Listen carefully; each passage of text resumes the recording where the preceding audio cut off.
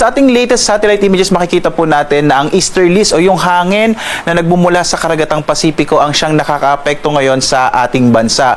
Malaking bahagi po ng Luzon, maging ilang bahagi ng Kabisayaan ay patuloy na makararanas ng maaliwalas na panahon sa mga susunod na araw dulot nga ng easterlies, habang may mga pag-ulan na maaring maranasan dito sa Mindanao. May makikita po tayong mga kaulapan na dala rin po ng silanganin o itong easterlies po. Bagamat inasa natin na sa mga susunod na araw ay mababawasan na yung mga pag-ulan nga dito sa may bahagi ng Mindanao. Sa ngayon nga, wala tayong minomonitor na low pressure area, wala tayong inaasahang bagyo sa mga susunod na araw.